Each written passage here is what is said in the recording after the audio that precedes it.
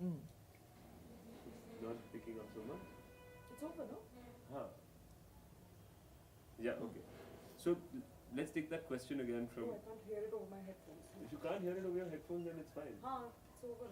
Huh. It's over. So let's take that question again. Yeah. Mayawati, the marginalized women Yeah. and the health Yeah. system. So as I was saying that,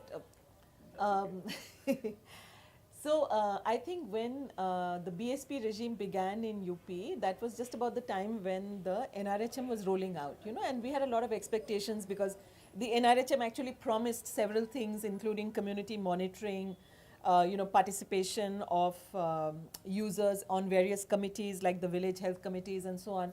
So we thought there would be a lot of popular engagement and the health system would become really responsive to the poor. And specifically, I think we had a lot of expectations on Dalit issues because, the regime was meant to be led by a Dalit leader.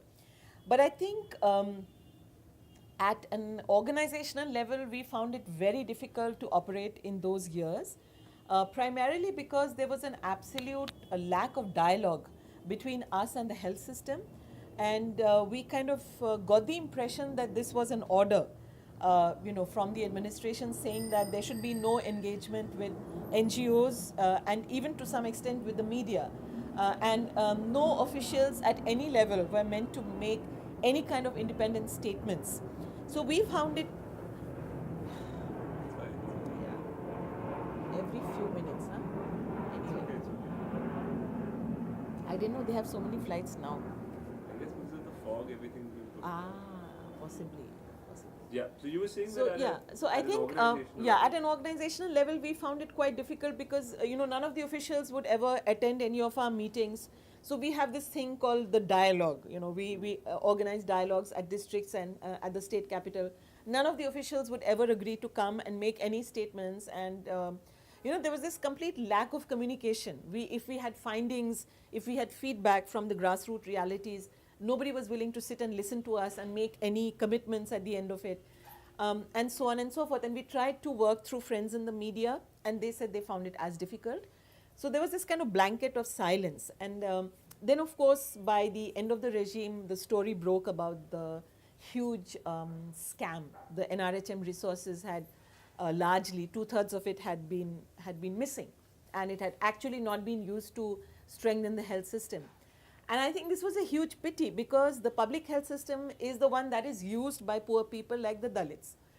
So if it had actually worked, if all those mechanisms that were promised by the NRHM had actually been instituted, and I do believe that the chief minister was a person who really, called her officers to task for accountability.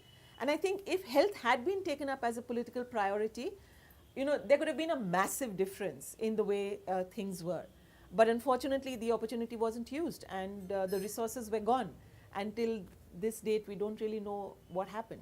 This is an interesting question, that health as a political priority, right? It's interesting to think about what makes it into the discourse of politics and what does not. And periodically, issues arrive, they are absorbed into a political conversation and they depart. What is it about maternal health that you think, why is maternal health not part of a political conversation from any group actually? Well, I think one key reason is that the occurrence of maternal deaths does not happen in the middle classes. It would be like one among, I don't know, thousands that you would actually find a family. Yeah, maternal deaths actually occur among the invisible classes. Those who don't have access to social media, let's say for example, or even any media, whose deaths are not covered anywhere. So they're happening among the poor, among the Dalits, among those who are not literate, those who live in urban slums and so on. So it actually never makes the headlines, and it's more or less out of sight, and it's too few and far between.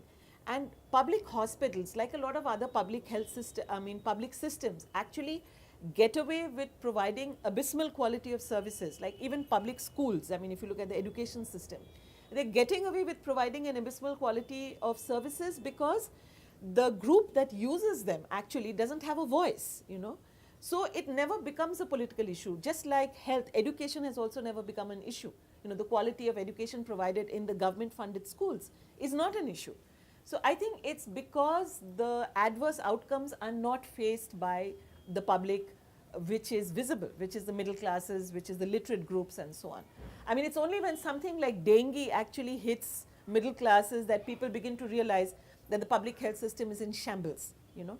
But that's just, you know, another infectious disease. It's not like maternal health, which is happening on a regular basis everywhere, but no one actually finds out.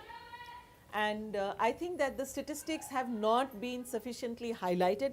For instance, people measure it in terms of ratios per 1 lakh live births. So that's a really big sample, you know. And no one ever counts the maternal deaths. So never have the public health systems actually had a system of counting and reporting on maternal deaths. So the numbers in tens of thousands are not visible to the public in the public domain. We tried that, you know, about 10 years ago, saying that if this is the maternal mortality ratio, it means that there are 30 to 40,000 women dying every year. So that created an outcry, and the media really ran with that story, so much so that we found the health officials actually quoting that figure. So when the figure is actually given in terms of numbers, it makes a difference. But I believe that there is some research which is due probably next year, which says that the estimates are probably 25% of the actual numbers of maternal deaths. I'm waiting for that research to come out, and I think then the numbers will really hit home. Right. Asha, I think is there anything you would like, something specific and Just for my Yeah. filmy reasons, Yeah, yeah. if we can ask her, why did Sonia have to die? right. Okay, so one of the Because that is the final the question. way that we're trying to- that we're framing this story, right? So you know now the story I told you about Yeah. her last time, to refresh your mind. Sonia, and you wanted to start this or what? Yeah, like why? Just ask her why Sonia had to die, and somewhere if you could repeat why Sonia had to die. Right. So, what we know about Sonia, a young woman wakes up one morning, feels a strange cramp, is not sure what's going on, says the baby is not kicking, gets taken to